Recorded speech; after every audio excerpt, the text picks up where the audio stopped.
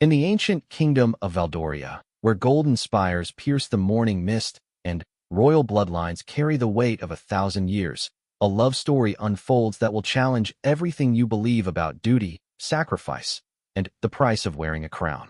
Prince Alexander and Princess Elena have ruled side by side for 15 years, their love story becoming the stuff of legends. But when an ancient prophecy awakens and threatens to destroy not just their kingdom but the entire realm, they face an impossible choice that will test the very foundations of their marriage, their duty to their people, and their love for each other. What happens when saving a kingdom means losing everything you hold dear? What happens when the greatest act of love requires the ultimate goodbye? This is not just another royal tale of politics and power. This is a story that will make you question what you would sacrifice for the greater good, what love truly means when faced with impossible choices, and whether some bonds are strong enough to transcend even the most heartbreaking farewells. Prepare yourself for a journey through the magnificent yet treacherous world of Valdoria, where every smile hides a secret, every kiss might be the last, and where two people who were destined to rule together must face the possibility that their greatest act of leadership might require them to part forever.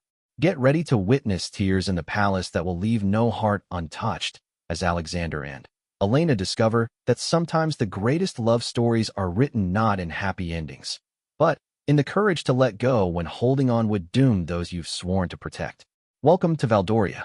Welcome to a love story that will change everything. The first rays of sunlight painted the marble walls of Valdoria's royal palace in shades of amber and rose, casting long shadows across the grand corridor where Princess Elena walked with measured steps.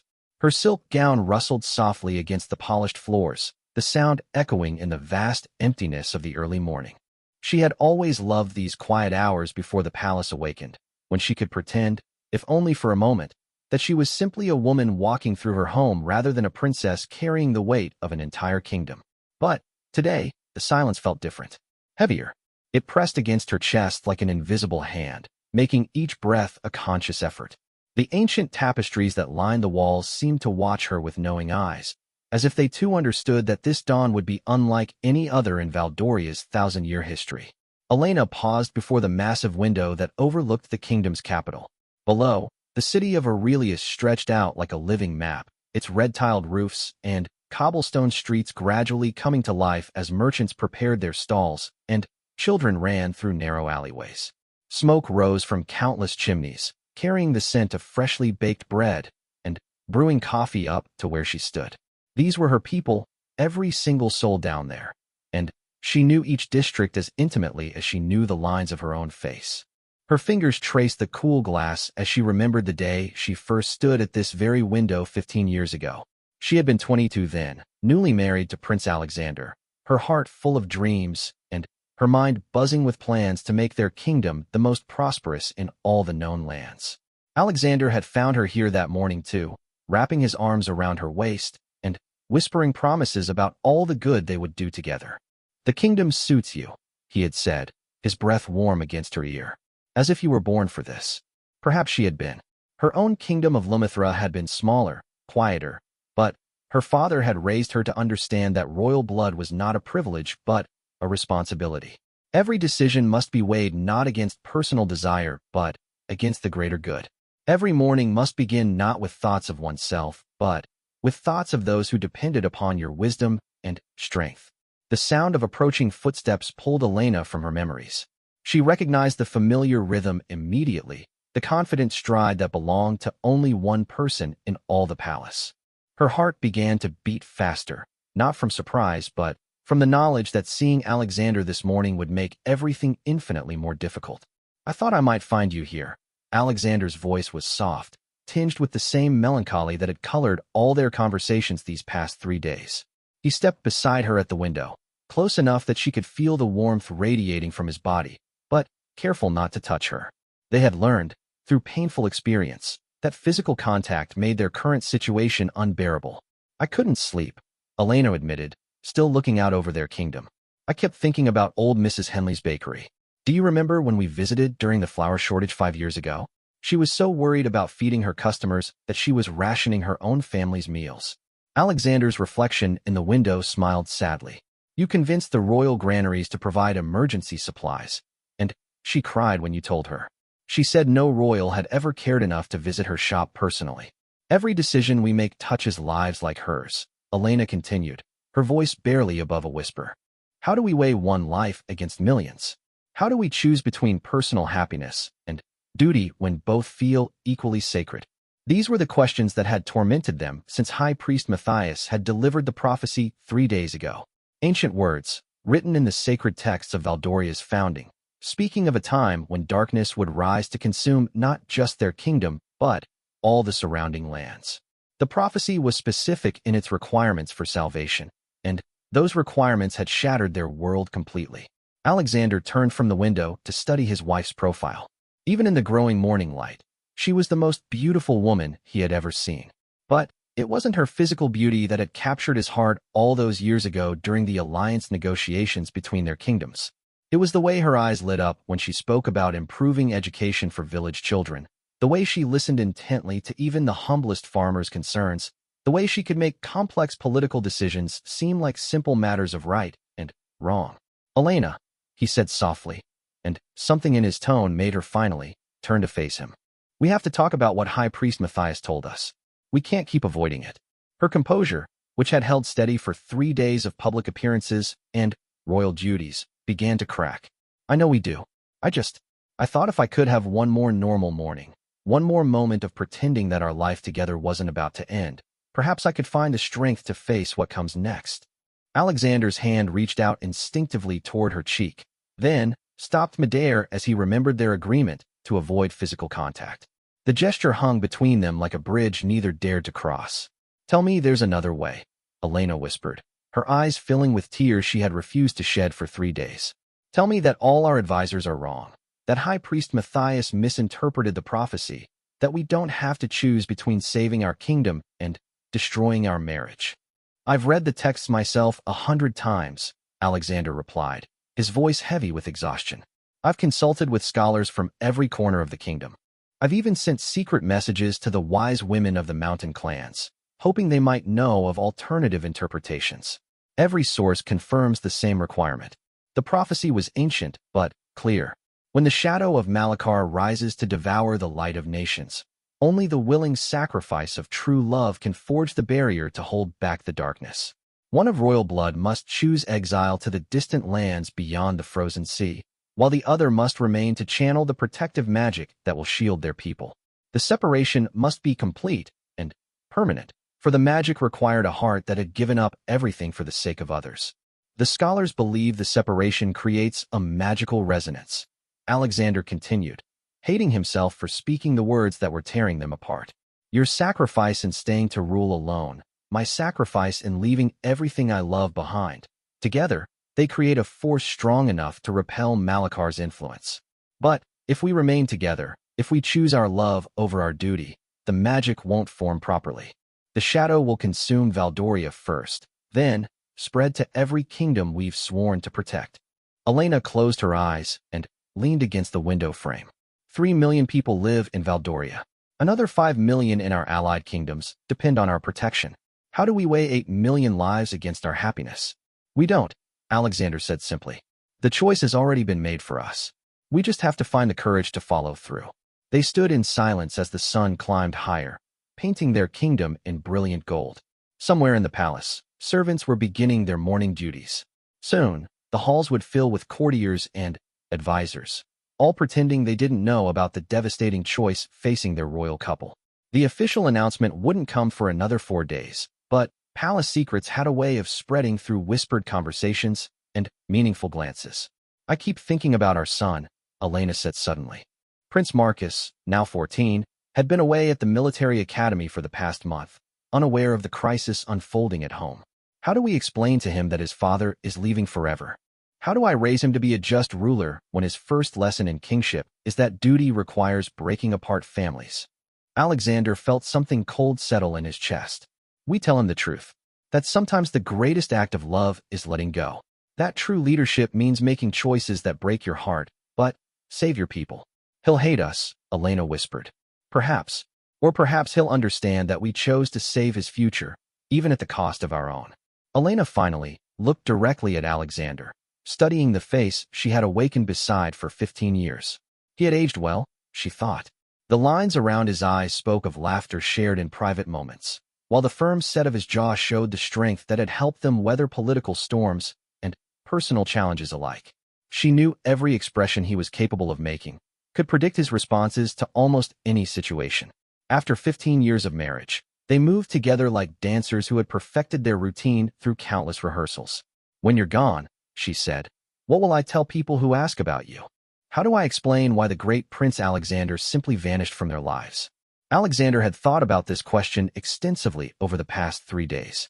"We'll craft a story about a vital diplomatic mission to the distant lands, something that requires years of negotiation and can't be conducted through normal channels. Close advisors will know the truth, but the people will believe I'm working for their benefit in foreign courts." "A noble lie to cover a noble sacrifice," Elena said bitterly. "How fitting for our situation." "Elena, please don't what? Don't be angry that we're being forced to choose between love and duty. Don't rage against ancient prophecies that treat human hearts like game pieces to be moved around a cosmic board." Her voice rose slightly. Then, she caught herself and returned to a whisper. "I'm sorry. I know you're suffering just as much as I am. I don't mean to take my anger out on you." Alexander stepped closer, close enough that he could see the flecks of gold in her brown eyes. "You have every right to be angry. I'm furious too. But we can't let that anger poison these last few days we have together." "4 more days," Elena said, and the number hung between them like a countdown to execution. "4 more days," Alexander confirmed. They returned to looking out the window, watching their kingdom come fully alive in the morning sun. Carriages began rolling through the main streets, carrying nobles and merchants about their business. Children appeared in the palace gardens below, the sons and daughters of court officials playing games among the rose bushes. Guards changed shifts along the palace walls, their ceremonial armor gleaming in the sunlight. "I want to visit every part of the kingdom before you leave," Elena said suddenly. "I want to see the mountain villages and the coastal towns, the farms and the markets. If I'm going to rule alone, I need to connect with every corner of our realm." "That's wise," Alexander agreed. "And I should meet privately with our military commanders and trade negotiators. I need to ensure that my departure won't create any security vulnerabilities or economic disruptions." Even in their personal devastation, they remained rulers first, thinking about the welfare of their kingdom. It was this shared sense of duty that had made their marriage so successful, and now it was this same duty that was tearing them apart. "Alexander," Elena said, her voice catching slightly, "I need you to promise me something. Anything. Promise me that wherever you go, whatever new life you build in the distant lands, you won't spend every day mourning what we've lost. Promise me that you'll find some measure of happiness, some reason to wake up each morning beyond mere survival." Alexander felt his throat tighten. "How can you ask me to promise that? How can I be happy knowing I've left you to carry the burden of ruling alone? Because I need to know that my sacrifice isn't condemning you to a lifetime of misery. If I'm going to find the strength to let you go, I need to believe that somewhere, someday, you'll smile again and mean it." He was quiet for a long moment, weighing her request against his own grief. Finally, he nodded. "I promise to try. But only if you promise the same thing. Promise me that you won't let loneliness make you bitter. Promise me that you'll find advisors you can trust, friends who can support you, perhaps even—" He couldn't finish the sentence. "Even someone else to love?" Elena completed the thought he couldn't voice. "Oh, Alexander, how could you ask me to promise that? Because I love you too much to condemn you to decades of loneliness. Because you're only 37 years old, and you have a lifetime of ruling ahead of you. Because you'll need emotional support to be the queen our people deserve." Elena shook her head firmly. "That's not a promise I can make. Not now, perhaps not ever. What we have, what we've built together. I can't imagine trying to recreate that with someone else. You don't have to recreate it. But you might find something different, something new that brings its own kind of fulfillment. And you? Will you be seeking someone new in these distant lands you're traveling to?" Alexander considered this honestly. "I don't know. Right now, the thought seems impossible. But you're right that we can't spend our lives as living monuments to what we've lost. Perhaps, in time, we'll both discover new ways to be happy." The sun had fully risen now, and the sounds of awakening palace were growing louder. Soon, they would need to return to their roles as king and queen, conducting meetings and making decisions and pretending that their world wasn't falling apart. They would sit beside each other at the royal breakfast table, discussing trade negotiations and judicial appointments while carefully avoiding each other's eyes. They would walk through the palace halls maintaining the proper distance between them, professional and cordial as they had never been before in their marriage. "I should go," Elena said, though she made no move to leave. "I have a meeting with the Education Council in an hour, and I need time to review their proposals. And I have weapon inspections with the palace guard," Alexander replied, also remaining motionless at the window. Neither of them moved. These stolen moments of honest conversation were too precious to abandon for the sake of royal schedules. In 4 days, they would never again have the luxury of simply standing together and talking about their fears and hopes and dreams. "Elena," Alexander said quietly, "no matter what happens, no matter how much pain we're about to endure, I want you to know that these 15 years with you have been the greatest privilege of my life. I would rather have this heartbreak than a lifetime of happiness with anyone else." Elena finally allowed the tears to fall. "Don't say things like that. It makes this so much harder. I know, but I needed you to hear it. I needed you to know that what we're doing isn't just duty or sacrifice, loving our people enough to give up our own happiness for their safety." "That's a beautiful way to think about it," Elena said, wiping her cheeks with the back of her hand. "But it doesn't make the pain any less real." "No," Alexander agreed. "It doesn't." The sound of approaching voices in the corridor below signaled that their private time was ending. Soon, courtiers would be seeking audiences, advisors would be requesting decisions, and the machinery of royal life would demand their full attention. "One more thing," Elena said urgently. "Tonight, after all the meetings and meals and ceremonial duties are finished, meet me in the rose garden. Just for a few minutes. I need to memorize what it feels like to stand beside you when no one else is watching." Alexander nodded, not trusting his voice to remain steady. They separated then, walking in opposite directions down the grand corridor, each carrying the weight of 4 more days until their world would change forever. Behind them, the sun continued its journey across the sky, illuminating a kingdom whose people had no idea that their rulers were sacrificing everything to ensure they would see many more dawns to come. In just 4 days, Prince Alexander would begin his journey to the distant lands beyond the frozen sea, while Princess Elena would take up the burden of ruling alone. The ancient magic would activate, creating an invisible barrier that would protect Valdoria and its allies from the rising shadow. Their love story would become legend, whispered about in future generations as the ultimate example of duty triumphing over desire. But, for now, they were simply a man and woman walking away from each other down a marble hallway, each step taking them closer to a goodbye that would echo through the rest of their lives. The rose garden at midnight held secrets that daylight could never reveal. Ancient moonlight filtered through the carefully tended branches, casting silver patterns across the gravel pathways and illuminating the hundreds of roses that Elena had personally selected and planted during her first year as queen.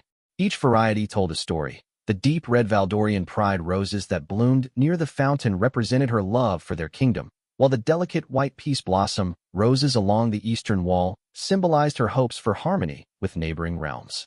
Elena arrived first, as she always did for their secret meetings. Even after 15 years of marriage, she felt a flutter of anticipation when waiting for Alexander to appear. Tonight, however, that familiar excitement was tinged with desperate sadness. This would be one of their last private moments together, one of the final times she would hear his footsteps approaching across the garden paths. The palace behind her was finally quiet. The last courtiers had departed hours ago, the servants had completed their evening duties, and even the night guards had settled into their routine patrols. Elena had waited until she was certain no one would witness this meeting. Their advisors had been very clear about the importance of maintaining emotional distance during these final days. Too much intimacy might weaken their resolve when the moment of separation arrived. But Elena couldn't bear the thought of spending their remaining time together acting like polite strangers. They had been lovers, partners, and best friends for 15 years. She needed to hold on to some piece of that connection, even if it made the eventual goodbye more painful. The sound of approaching footsteps made her heart race. Alexander emerged from the shadows near the palace wall, moving with the quiet confidence that had always characterized his midnight visits to their secret meeting place. Even in the dim moonlight, she could see the exhaustion in his posture. These past 3 days had aged him years. "You came," she whispered, though she had known he would. Alexander had never broken a promise to her, not once in all their years together. "I'll always come when you ask," he replied, stopping just beyond arm's reach. The careful distance felt like a physical barrier between them, but they both understood its necessity. "Though I should mention that Captain Rodriguez gave me a very strange look when I said I needed to inspect the garden security at this hour." Despite everything, Elena smiled. "What did you tell him?" "That the Queen had concerns about the rose bushes near the eastern wall. Possible disease that might spread if not examined immediately." "Diseased roses at midnight," Elena laughed softly. "Even by royal standards, that's a peculiar emergency. I've found that the more ridiculous the excuse, the less likely people are to question it," Alexander said. And for a moment their conversation felt almost normal. Almost like the thousands of other midnight conversations they had shared in this garden over the years. But the illusion of normalcy couldn't last. Too much had changed, too much hung in the balance for them to pretend that this was just another secret meeting between husband and wife. "I spoke with Prince Marcus today," Elena said, settling onto the stone bench near the fountain. "He's returning from the military academy tomorrow, 2 days earlier than planned. I thought he should be here for the official announcement," Alexander finished. "How much have you decided to tell him?" "Everything. He's 14, not a child anymore. He deserves to know why his father is leaving and why his mother will be ruling alone." Elena's voice caught slightly. "Though I'm not sure I know how to explain it in a way that won't break his heart." Alexander sat beside her on the bench, careful to maintain a few inches of space between them. "He's stronger than we give him credit for. Remember how he handled the diplomatic crisis with Northmarch last year? He asked thoughtful questions and offered surprisingly mature insights about trade negotiations. But this is different. Political crises are abstract to him, academic exercises. This is about his family falling apart." "No," Alexander said firmly. "This is about his family making the greatest sacrifice possible to protect the people they love. There's a difference, and Marcus is smart enough to understand it." Elena turned to look at him in the moonlight. "Do you really believe that? Or are you trying to convince yourself as much as me?" Alexander considered this honestly. "Both, probably. I need to believe that our son will understand and forgive us, because the alternative is unbearable. But I also truly think Marcus has the wisdom to see beyond his immediate pain to the larger purpose behind our choice." They sat in comfortable silence for several minutes, listening to the gentle sound of water trickling from the fountain and the distant calls of night birds in the palace gardens. This bench had been the site of so many important conversations over the years. They had planned military strategies here, discussed domestic policies, shared dreams about the kind of legacy they wanted to leave for future generations. They had also shared more intimate moments, whispered fears about whether they were good enough rulers, private celebrations of small victories, quiet comfort during the few miscarriages that had preceded Marcus's birth. "I've been thinking about our first meeting," Elena said suddenly. "Do you remember? You were negotiating the trade agreement between our kingdoms, and my father insisted I attend the discussions to learn about diplomacy." Alexander smiled at the memory. "You were 21 and absolutely terrifying. You asked me 3 questions that exposed serious flaws in our proposed grain import schedules, and I realized I was completely unprepared for someone with your intelligence. You recovered quickly, though. By the end of that first session, you had restructured the entire agreement to address my concerns." "I was trying to impress you," Alexander admitted, "though I told myself it was purely professional admiration." "When did you know it was more than professional?" Alexander was quiet for a moment, remembering. "The second day of negotiations. You were explaining your ideas about establishing schools in rural villages, and your whole face lit up when you talked about children learning to read. I realized I wanted to spend the rest of my life watching you get excited about making the world better." Elena felt tears threatening again. "For me, it was when you suggested modifying the trade routes to provide more employment opportunities in my father's poorest provinces. Most princes would have focused solely on maximizing profit for their own kingdom. You were thinking about the welfare of people you'd never met. And now we're using those same principles to make a decision that will tear us apart," Alexander said quietly. "Do you regret it? Do you wish we were different people, the kind who could choose personal happiness over duty?" Alexander considered this carefully. "No. If we were different people, we never would have found each other in the first place. The qualities that are making this choice necessary are the same qualities that made me fall in love with you." Elena reached for his hand before remembering their agreement about physical contact. Her fingers stopped halfway between them, hovering in the space that separated their lives before and after. Alexander noticed the gesture and felt his heart break a little more. I keep forgetting, Elena whispered. For 15 years, touching you has been as natural as breathing. Now I have to think about every movement, every instinct. The advisors say it will get easier, Alexander replied, though he didn't sound convinced. When? When will it get easier to pretend that we're not desperately in love with each other? When will it stop hurting to be in the same room without being able to reach for your hand? Alexander had no answer. The palace advisors and High Priest Matthias had provided detailed explanations about the magical requirements of the prophecy, but none of them had offered guidance about how to survive the emotional devastation of forced separation. Tell me about where you're going, Elena said, changing the subject to something that might be less painful to discuss. Tell me about the lands beyond the frozen sea. Alexander had spent considerable time studying maps and trade reports from the distant territories he would soon call home. The kingdom of Arcturus is smaller than Valdoria, but prosperous. They're known for their skilled metalworkers and their beautiful ice sculptures. The capital city is built into the side of a mountain, with buildings carved directly from the rock. It sounds fascinating, Elena said, trying to inject enthusiasm into her voice. The climate is harsh, but the people are said to be warm and welcoming to strangers. They have strong traditions of music and storytelling. I think it might be a place where someone could build a new life. Elena closed her eyes, trying to imagine Alexander in this strange new land. Will you tell them who you really are? Eventually. The king of Arcturus is said to be honorable, and I may be able to serve as an advisor on trade or military matters. But, initially, I'll present myself as a displaced nobleman seeking sanctuary. It's close enough to the truth. And you'll write to me? The advisor said that some communication might be possible, as long as we're careful about what we say. Letters, yes. Though they'll have to be formal, diplomatic correspondence. Nothing that might compromise the magical barrier we're creating. Alexander's voice grew heavy. I won't be able to tell you that I miss you, or ask about your happiness, or share the small daily moments that make life meaningful. So we'll write about trade negotiations and weather patterns, Elena said with bitter humor. How romantic. We'll write about the things that have always mattered to both of us. The welfare of our people, the success of our policies, the progress of our kingdom. In its own way, that's the deepest form of love we've ever shared. Elena couldn't argue with this. Their shared commitment to their people had been the foundation of their relationship from the very beginning. Even during their courtship, their most passionate conversations had centered around their dreams for making their kingdoms better places to live. I've been making lists, Elena said suddenly. Lists of everything I need to remember about you. The way you laugh when you're genuinely surprised by something. The face you make when you're trying to solve a complicated problem. The songs you hum when you think no one is listening. Elena, I need to remember these things.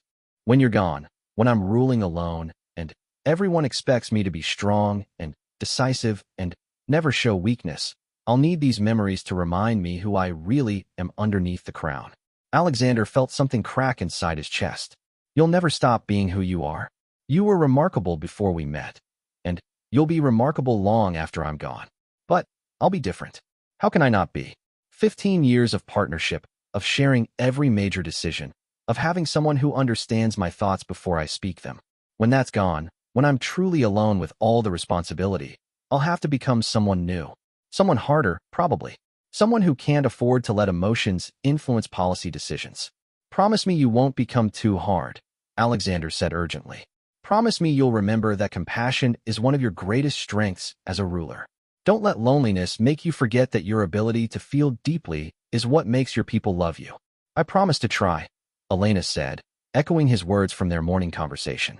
Though I suspect it will be one of the hardest promises I've ever had to keep. They fell silent again, each lost in their own thoughts about the future stretching out before them. Elena tried to imagine herself 5 years from now, 10 years from now, ruling without her partner and best friend beside her. The image was so bleak that she had to force herself to stop thinking about it. There's something I need to tell you, Alexander said suddenly, his voice unusually hesitant. Something I should have mentioned earlier, but I couldn't find the right words. Elena felt a flutter of anxiety. What is it? High Priest Matthias pulled me aside this morning. He wanted to discuss the timeline for my departure, but he also shared some additional details about the prophecy. Details that might change how we think about our situation. What kind of details? Alexander took a deep breath. The separation doesn't have to be permanent forever. The prophecy speaks of a generation's time, approximately 25 years. After that period, if the magical barrier has successfully held and the shadow of Malachar has been permanently banished, there's a possibility. He couldn't finish the sentence, but Elena understood immediately. A possibility that you could return, that we could be reunited. It's not a guarantee, Alexander said quickly. The prophecy is vague about the exact conditions, and 25 years is a lifetime. We would both be different people by then. You might not want me to return. I might not want to come back. Elena stared at him in the moonlight, trying to process this unexpected hope. Why didn't you tell me this sooner? Because I was afraid it would make our choice harder. If we're focused on a possible reunion in 25 years, we might not fully commit to the sacrifice required now. The magic demands complete acceptance of loss, not hopes for eventual restoration. Elena understood his reasoning, but part of her was angry that he had kept this information from her. Don't I have the right to know all the facts before we make this decision? Of course you do. I'm telling you now. But, Elena, we can't base our choice on a vague possibility that might not come to pass. We have to assume this goodbye is forever, because that's the only way we can generate the magical energy needed to protect our people. But, knowing there's even a chance, changes nothing, Alexander finished firmly. We still have to say goodbye in 3 days. We still have to live apart for decades. We still have to build separate lives and find ways to be happy without each other. The only difference is that somewhere in the back of our minds, we might hold onto a tiny spark of hope. Elena stood up abruptly and walked to the fountain, needing some physical distance to think clearly. The possibility of eventual reunion was simultaneously wonderful and terrible. Wonderful because it meant their love story might not end in permanent separation. Terrible because it added another layer of complexity to an already impossible situation. Would you want to come back? She asked without turning around. After 25 years of building a new life in Arcturus, would you want to return to Valdoria and resume being my husband? Alexander joined her by the fountain. I don't know. 25 years from now, you'll be 62 and I'll be 64. We'll have lived more than half our lives apart. We'll have different experiences, different perspectives, different relationships with other people. Other people, Elena repeated quietly. You mean we might both fall in love with someone else during those years? It's possible, probable, even, if we're both committed to finding some measure of happiness in our new lives. Elena felt a stab of jealousy so sharp it took her breath away. The thought of Alexander holding another woman, sharing intimate conversations with someone else, building a life with a partner who wasn't her, it was almost unbearable. How do we live with that possibility? She asked. How do I let you go knowing that you might find someone who makes you happier than I ever could? Alexander turned to face her fully. The same way I'll live with the possibility that you might find love again. By focusing on the joy I feel knowing that you're alive and well and fulfilled, rather than the pain of knowing I'm not the source of that fulfillment. That's very noble in theory, Elena said with a shaky laugh. I'm not sure I'm capable of such selfless love. You are. You're proving it right now by agreeing to this separation. You're choosing my happiness and our people's safety over your own desires. That's the definition of selfless love. Elena shook her head. I'm not choosing your happiness. I'm choosing duty over love, sacrifice over selfishness. There's a difference. Is there? When you love someone, isn't their welfare as important as your own happiness? Elena considered this. Perhaps Alexander was right. Perhaps her willingness to let him go was itself a form of love, even if it didn't feel loving in the moment. Perhaps true love sometimes required actions that felt like betrayal. I want to ask you something, she said suddenly.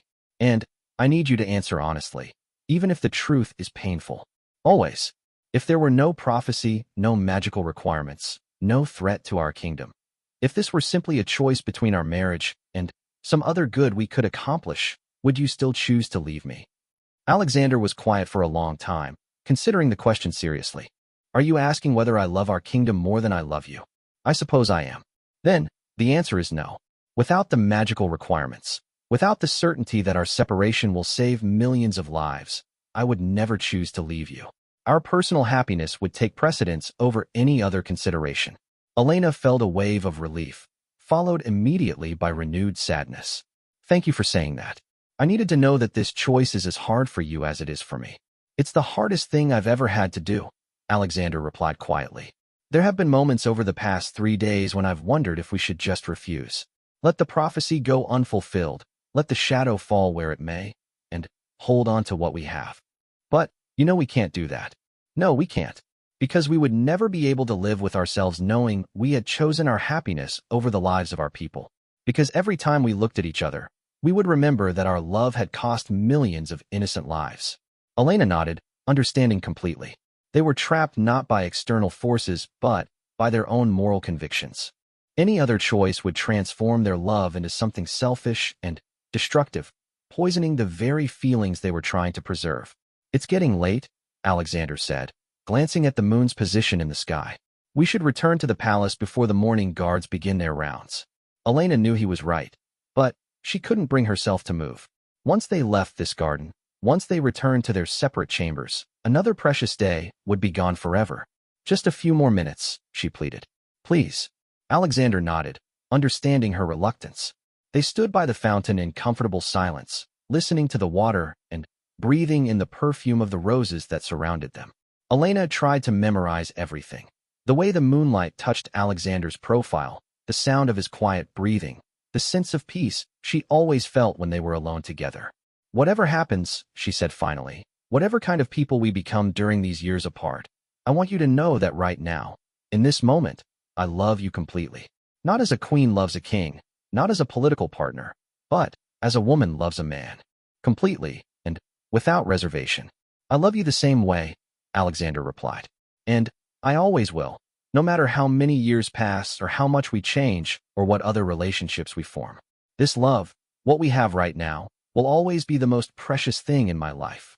They walked back to the palace together, maintaining careful distance, but moving in perfect synchronization after years of shared experiences. At the main entrance, they would separate and return to their individual chambers, where each would lie awake thinking about the conversation they had just shared and counting down the remaining hours until goodbye. 3 more days. 72 hours. Then, Prince Alexander would begin his journey to the distant lands, and Princess Elena would begin her reign as the sole ruler of Valdoria. Their love story would become legend. Their sacrifice would save their kingdom, and their hearts would begin the long process of learning to beat without each other. But, for now, they were still together, still partners, still the couple who had spent 15 years proving that true love could coexist with wise leadership.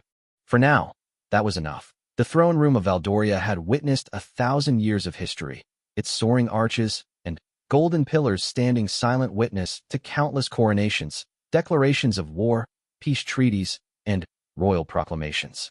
But never had the vast chamber felt more suffocating than it did on this morning when Elena and Alexander sat side by side on their thrones, preparing to announce the decision that would change their kingdom forever. Elena's hands gripped the armrests of her throne so tightly that her knuckles had turned white. Beside her, Alexander sat with the perfect posture that had been drilled into him since childhood. But she could see the tension in the set of his shoulders, the carefully controlled breathing that indicated he was fighting to maintain his composure. They had rehearsed this moment dozens of times over the past 2 days, but nothing could have prepared them for the reality of facing their court, their son, and their people with the news of their impending separation. Before them, the throne room was packed with every important figure in Valdoria's government. The High Council occupied the front rows, their faces grave with the knowledge they had already received in private briefings. Behind them sat the military commanders, trade negotiators, court physicians, and palace administrators who kept the kingdom functioning day by day. Foreign ambassadors clustered together near the eastern wall, their expressions curious and concerned as they wondered what announcement could require such formal ceremony. In the very front row, Prince Marcus sat alone on a chair that had been specially placed for this occasion. He had arrived from the military academy the previous evening, and Elena's heart had broken watching him greet his parents with the casual affection of a 14-year-old boy who had no idea his world was about to shatter. They had told him only that an important announcement would be made this morning, something that would affect the entire royal family. High Priest Matthias stood at the foot of the throne steps, resplendent in his ceremonial robes of deep purple and gold. He carried the ancient scroll containing the prophecy that had started this nightmare, though Elena knew the words by heart now. She had read them so many times, searching for alternative interpretations or loopholes that didn't exist. The language was clear, the requirements specific, the consequences of failure too terrible to contemplate. "Your Majesties," High Priest Matthias began, his voice carrying easily through the vast chamber. "Distinguished members of the court, honored guests, and loyal subjects of Valdoria. We gather this morning to address a matter of the gravest importance, one that touches not only our beloved kingdom but all the lands under our protection. Elena forced herself to breathe steadily as the priest continued with the formal opening required for such announcements. She had given hundreds of speeches from this throne, addressed countless gatherings of nobles and commoners alike, but this felt entirely different. This wasn't policy or diplomacy or ceremonial tradition. This was the public destruction of her private life, the moment when her personal tragedy became a matter of state record. 3 days ago, High Priest Matthias continued, our sacred text revealed a prophecy of ancient origin, one that speaks to current threats facing our realm. The shadow of Malachar, long dormant in the distant reaches beyond our borders, has begun to stir. Without intervention, this darkness will consume first our kingdom, then all the lands of our allies, bringing an age of suffering and despair that could last for generations. A murmur ran through the assembled crowd. The name of Malachar was known from old stories and legends, but most had considered it mythology rather than real threat. Elena watched as understanding began to dawn on various faces throughout the room. The foreign ambassadors leaned forward, suddenly, realizing that this announcement might affect their own kingdoms. The military commanders exchanged glances, already calculating defensive strategies and resource requirements. However, the priest continued, his voice growing stronger. Our ancient wisdom also provides a path to salvation. The prophecy speaks of a sacrifice that can create a barrier powerful enough to repel this shadow and protect all the lands we hold dear. Elena's gaze found Marcus in the crowd. Her son sat perfectly still, but she could see confusion and growing alarm in his young face. He was intelligent enough to understand that something terrible was about to be announced, even if he didn't yet know the details. This sacrifice requires the willing separation of true love for the greater good, High Priest Matthias announced, and the throne room fell into complete silence. One of royal blood must journey to the distant lands beyond the frozen sea, while the other remains to channel the protective magic that will shield our people. The separation must be complete and permanent, for only through such absolute sacrifice can the necessary magical forces be generated. The silence that followed was deafening. Elena could hear her own heartbeat, the whisper of fabric as people shifted in their seats, the distant sound of birds singing in the palace gardens. Several courtiers had gone pale with shock, while others looked confused, still processing the implications of what they had just heard. Alexander rose from his throne, his movement prompting everyone in the chamber to stand as well. When he spoke, his voice carried clearly through the room without betraying any of the emotion Elena knew he was feeling. My beloved people of Valdoria, he began. It is with the heaviest of hearts that I announce my intention to undertake the journey required by this ancient prophecy. At sunset tomorrow, I will depart from our kingdom to travel to the distant lands beyond the frozen sea, where I will remain for as long as necessary to maintain the magical barrier that will protect you, your children, and your children's children from the darkness that threatens us all. The reaction was immediate and overwhelming. Several nobles gasped audibly, while others began whispering urgently to their neighbors. One of the younger ladies of the court began crying openly. The foreign ambassadors looked stunned, clearly calculating what Alexander's departure would mean for their own diplomatic relationships with Valdoria. But it was Marcus's reaction that hit Elena like a physical blow. Her son shot to his feet, his face a mask of confusion and betrayal. Father, he called out, his 14-year-old voice cracking with emotion. What do you mean you're leaving? For how long? The breach of protocol, speaking without permission during a formal royal announcement, would normally have earned a sharp rebuke from the court officials. But the circumstances were far from normal, and everyone understood that a boy had just learned his father was abandoning him. Alexander's composure wavered for the first time as he looked at his son. Marcus, he said gently, we will speak privately after this ceremony. I will explain everything to you in detail. But I don't understand, Marcus persisted, and Elena could see tears forming in his eyes. Why do you have to leave? Why can't someone else go? Why can't we find another way to stop this shadow? High Priest Matthias stepped forward. Your Highness, the prophecy is specific in its requirements. The sacrifice must come from the royal family, and it must be willing and complete. There is no alternative that would provide sufficient protection for our people. Elena stood as well, drawing strength from years of public appearances during difficult times. When she spoke, her voice was steady and clear, projecting the authority and confidence that her people needed to hear from their queen. "The decision has not been made lightly," she announced. "We have consulted with every scholar, every priest, every wise counselor in our kingdom. We have examined every possible alternative. The path before us is the only one that ensures your safety and the safety of our allies. Prince Alexander's departure is an act of supreme love for all of you, a sacrifice that will protect everything we hold dear." Lord Chancellor Aldrich, the most senior member of the High Council, stepped forward with obvious reluctance. "Your Majesty, if I may ask, what will this mean for the kingdom's governance? How will we maintain stability during such a significant transition?" It was a fair question, one that Elena had spent considerable time preparing to answer. "I will continue to rule as queen, with the full support of our established council and advisory system. Our laws, our policies, our international treaties, nothing will change in terms of how our kingdom operates. The only difference will be that I will carry these responsibilities alone rather than in partnership with Prince Alexander." The word "alone" seemed to hang in the air, emphasizing the magnitude of what was about to happen. Elena had ruled alongside her husband for 15 years. Every major decision had been made jointly. Every policy discussion had included both perspectives. The thought of making such choices without his counsel and support was terrifying, but she couldn't allow her people to see that fear. Admiral Morrison, the commander of Valdoria's naval forces, raised his hand for permission to speak. "Your Majesty, will this departure affect our military alliances? Our trading partners will want assurance that Valdoria remains a stable and reliable ally." Alexander answered this question himself.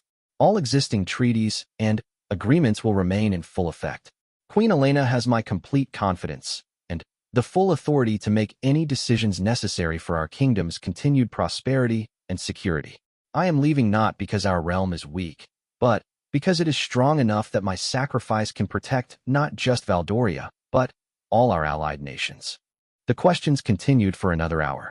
Elena and Alexander had anticipated most of them, working with their advisors over the past 2 days to prepare responses that would maintain confidence in the kingdom's stability while explaining the necessity of their choice. They discussed trade implications, military readiness, succession planning, and diplomatic protocols. They assured their court that the kingdom's institutions were strong enough to weather this transition, that Queen Elena's sole rule would be just as effective as their joint governance had been. But underneath all the practical discussions, everyone in the room understood that they were witnessing the destruction of one of the most successful royal partnerships in Valdoria's history. Elena and Alexander's love story was well known throughout the kingdom. Their subjects had taken pride in having rulers who were clearly devoted to each other as well as to their people. The idea that duty was forcing them apart struck at something fundamental about how their citizens understood love, leadership, and sacrifice. When the formal announcement finally concluded, the throne room emptied slowly. Many courtiers lingered, hoping for private conversations or additional information. The foreign ambassadors clustered together, already planning urgent dispatches to their own kingdoms. The military commanders began discussing security preparations for Alexander's departure. But Elena's attention was focused entirely on Marcus, who remained seated in his chair, as if frozen. Her son stared at the floor, his young face struggling to process the magnitude of what he had just learned. At 14, he was old enough to understand the political implications, but still young enough that his primary concern was personal rather than governmental. Alexander approached Marcus first, kneeling beside his son's chair despite the dozens of people still milling about the throne room. "Marcus," he said quietly, "I know this is confusing and frightening. Would you like to come with your mother and me somewhere private where we can talk honestly about what this means?"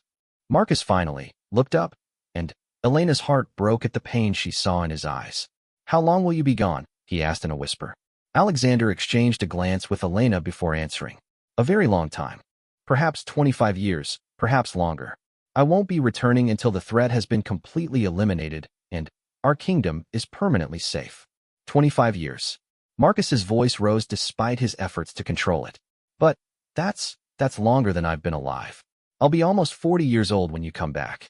I'll have children of my own, maybe grandchildren. You'll miss my entire life." The stark reality of what Marcus had just articulated hit Elena like a physical blow. Alexander would miss his son's graduation from the military academy, his first military commission, his marriage, the birth of his children. All the milestone moments that parents lived for would happen without Alexander there to witness them. "I know," Alexander said, his voice thick with emotion. And it's breaking my heart to think about everything I'll miss. But, Marcus, if I don't make this sacrifice, there might not be a kingdom for you to inherit. There might not be a future for any of us. Marcus stood abruptly, his teenage emotions finally overwhelming his royal training. This isn't fair, he shouted, his voice echoing through the throne room, and causing the remaining courtiers to turn and stare. Why does it have to be our family? Why can't someone else make this sacrifice? I need my father. Elena moved to stand beside her son, wanting desperately to comfort him, but unsure how to explain the unexplainable. Marcus, sometimes being royal means making choices that ordinary families never have to face. We don't have the luxury of putting our personal desires first when the welfare of millions of people depends on our decisions. But I didn't choose to be royal, Marcus replied, tears now flowing freely down his cheeks. I didn't ask to be born into a family where duty matters more than love. The accusation hung in the air between them. Elena felt as though she had been slapped. Was that truly what they were teaching their son? That duty mattered more than love? Or was it possible that their choice represented the highest form of love, a love so deep that it was willing to sacrifice itself for the greater good? Alexander stood and placed his hands on Marcus's shoulders. Son, duty and love aren't opposites. Sometimes the greatest act of love is fulfilling your duty even when it breaks your heart. I'm leaving because I love you too much to let you grow up in a world consumed by darkness. I'm leaving because I love our people too much to let them suffer when I have the power to protect them. Then, take me with you, Marcus said suddenly, grasping at his father's hands. If you have to go, let me come too. I don't want to stay here without you. Elena stepped forward quickly. Marcus, that's not possible. The prophecy requires that I remain here to rule and channel the protective magic. I need you here to help me, to learn how to be a leader, to prepare for the day when you'll inherit the crown. I don't want the crown, Marcus shouted. I want my family to stay together. The remaining courtiers in the throne room had fallen completely silent, transfixed by the raw emotion playing out before them. Elena realized that this private family breakdown was becoming very public, but she couldn't bring herself to care about protocol when her son was in such pain. Marcus, she said gently, I understand that you're angry and hurt and confused. Those are completely natural feelings given what we're asking you to accept. But please try to understand that this choice is just as painful for your father and me as it is for you. Marcus looked back and forth between his parents, searching their faces for some sign that this was all a terrible mistake that could be undone. When he found only resolve mixed with heartbreak, his shoulders sagged in defeat. When? He asked quietly. When are you leaving? Tomorrow at sunset, Alexander replied. Which means we have one full day to spend together as a family. One day to say everything we need to say and make memories that will have to last us for a very long time. Marcus nodded slowly, seeming to age years in the span of a few minutes. Elena watched her son transform before her eyes from a carefree teenager into a young man bearing the weight of royal responsibility.